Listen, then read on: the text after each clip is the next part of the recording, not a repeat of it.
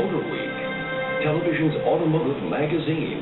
Motor Week is brought to you by Castrol GTX, engineered for greater protection against breakdown.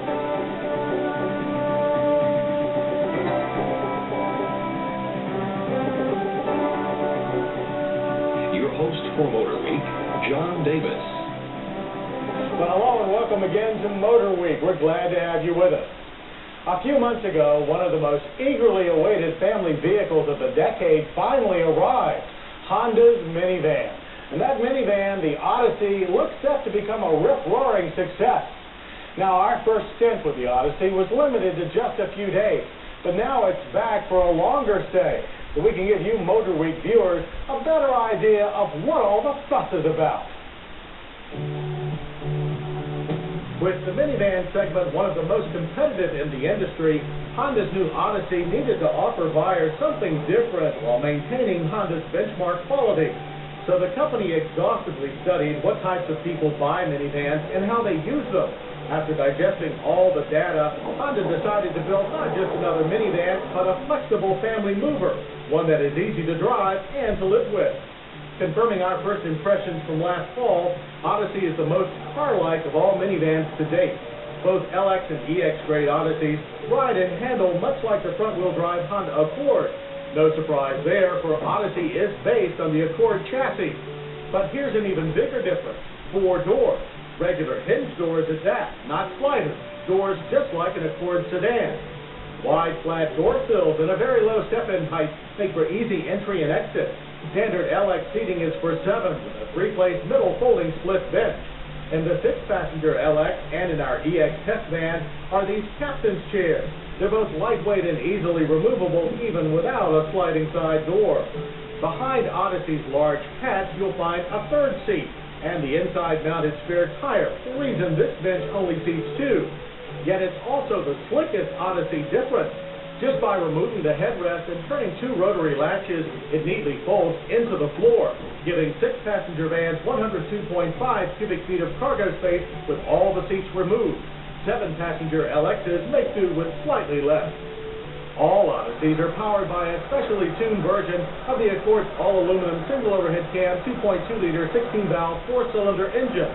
It produces 140 horsepower and 145 pound-feet of torque. Honda engineers paid particular attention to mid-range power, and given the Odyssey's almost 3,500 pounds, a 0 to 60 time of 10.3 seconds is a pleasant surprise. However, with even moderate loads or on a steep grade, the little 2.2 really has to work hard. The only Odyssey transmission is a 4-speed electronically controlled overdrive with grade logic control. That's Honda's version of fuzzy logic, and it reduces hunting for gears on hills. EPA fuel economy estimates are 20 city and 24 highway. We managed 22 on our test loop. We are impressed with the ride and handling qualities provided by Odyssey's 4-wheel double wishbone suspension, another Accord adaptation. Cornering is well controlled with little van-style roll. Also, like top Accords, Odyssey has 4-wheel disc brakes, plus an anti-lock system is standard on both trim levels. We were delighted that pedal feel is much firmer than typical for an ABS-equipped vehicle. Inside the tall if narrow cabin are attractive interior fabric, more car-like features, and the fine ergonomics that Honda is known for. Besides the expected driver's airbag, there's one for the passenger along with 2 glove boxes. Gauges are clear analog units, but we'd prefer a smaller speedometer paired with a tachometer, which is not available. The large front bucket seats look comfy and have a variety of adjustments, including power height control, but they're too firm for our taste and have 0 lateral support. A tilt steering wheel is standard and goes a long way in accommodating most body types. Most controls are only a short reach away, but it's also quite easy to bang your knee against the large center stack. Idiot-proof switchgear runs the main heating and air conditioning system.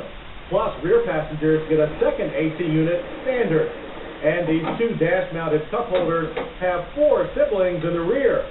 When occupying the rear seats, you'll be able to see the view directly ahead thanks to raised theater-style seating for the second and third rows. And the price for this milestone minivan? Well, the LX starts at $22,985 and the EX at $24,995. Our test van's roof rack and floor mats brought its sticker to $25,319. That sounds high until you start pricing the competition. And others agree that the Odyssey should be a real minivan player. AutoWeek said, Odyssey is a well-finished, generally refined, generally classy minivan that can be more fun to drive than most of its competition. While Automobile Magazine noted, but as good as the Odyssey mechanicals are, it is in interior packaging that it breaks new ground. Honda achieved a minivan ride that approaches the Accord. Honda's initial sales goal of 25,000 to 30,000 units a year is very modest, and we think every Odyssey produced will find a willing buyer.